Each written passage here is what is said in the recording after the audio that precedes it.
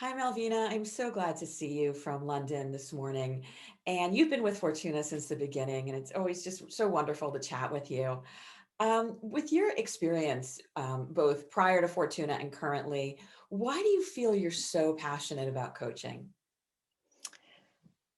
I think that for me, admissions coaching is about helping people achieve their life goals and guiding them through a self reflection process to better understand where they're at today, what they want to do, and often clarifying those long term goals.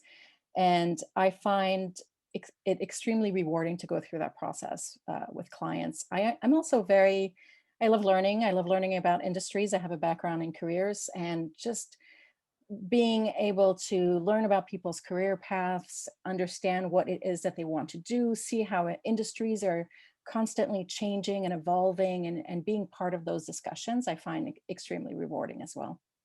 So, when you kind of get involved with coaching a student, do you feel like you kind of walk that path with them and part of their self-discovery as well?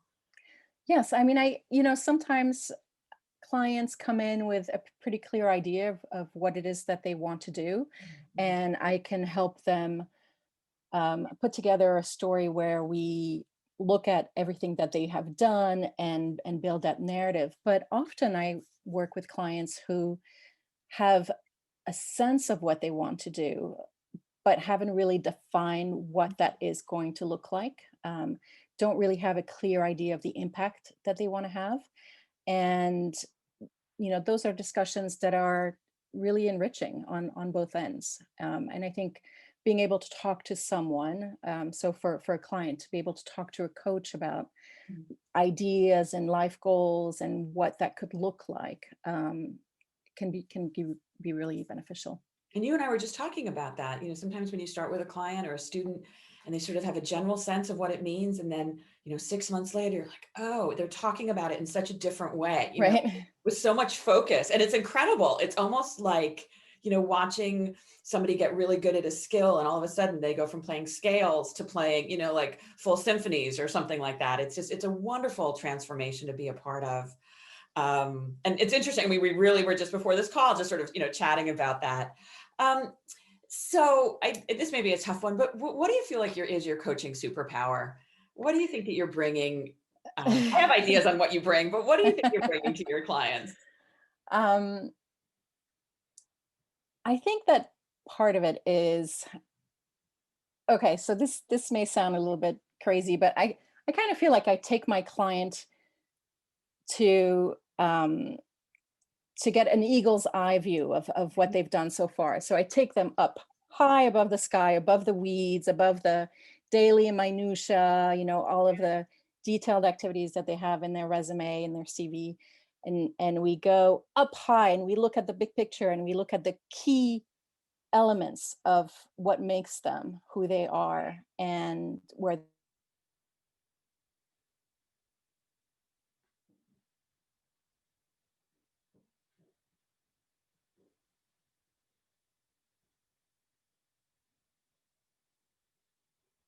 many clients that I've worked with.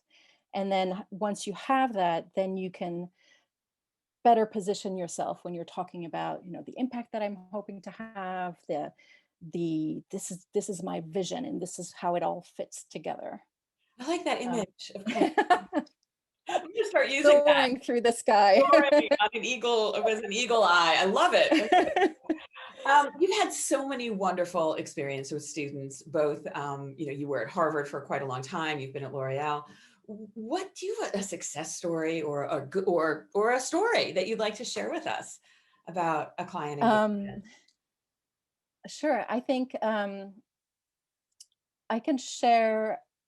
I think that sometimes working with someone who has a very atypical background or atypical background to business schools um, can be really exciting for a coach. And I can tell you of a story where I worked with someone who was coming from the performing arts and had outstanding experience, but had never really thought about it in a business context and didn't know the language, the vocabulary, how to frame the experiences in a way that would speak to admissions of a business school. And what we did is we looked at activity by activity, day to day, month by month, what were the themes, what were the activities that that person was doing, and reframe them in a business context. And I can remember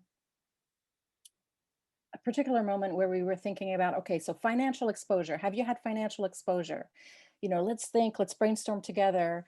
And then all of a sudden, the client had an aha moment and thought, oh my gosh, all of those champagne networking events that he had to do after performances were not just, social lightweight events, but were actually really important um, fundraising events with potential donors, and this client had a very important, significant role within that within the fundraising space.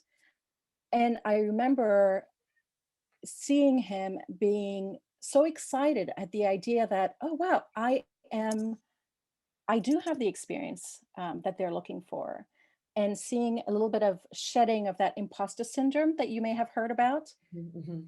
And that was just really thrilling to see. So I do remember that quite Well, well. I remember that client as well. And I have never looked at the arts the same way since, it's like Yeah. another perspective that I just didn't realize that all this went on, when the curtain fell. So it was, Yeah, I remember that. I love that story.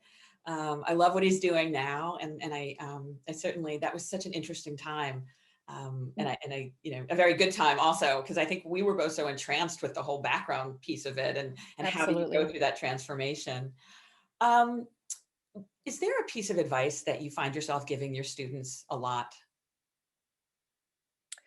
I think that it's about taking the time to self-reflect. So um, making sure that you give yourself enough time in the application process to spend time in the beginning to think about where you're at, what you've done so far, what you want to do, and what are the gaps that you're hoping to fill. And it takes process, all of things.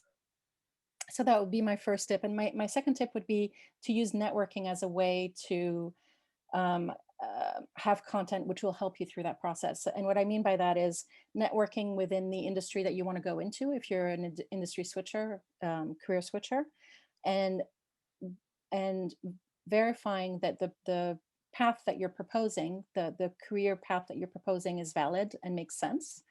But also networking within the school communities so that when you're talking about why this school, you can actually speak to culture fit, which is so important to school admissions. So, Malvina, you've lived in London now for a number of years, and I know that you moved to London from Brooklyn and Paris and a bunch Yeah. of places in Europe before that. What is your favorite thing to do in London? I know it's strange days these days, but what's one of your favorite things to do? Okay, well, that's a tough one because I actually haven't been able to do much with different lockdowns and quarantines. But at this moment, I would say that it's actually walking in the Heath. So the Heath is a huge park in the north part of London. And I take my dog there. She's a year and a half, golden retriever, high energy. And we go on long walks there in the morning. And, we'll go for an hour and a half, 2 hours sometimes. And just, it feels like you're in the countryside. And it's a wonderful escape. And burns off some of that puppy energy, it sounds like also. Yeah, absolutely.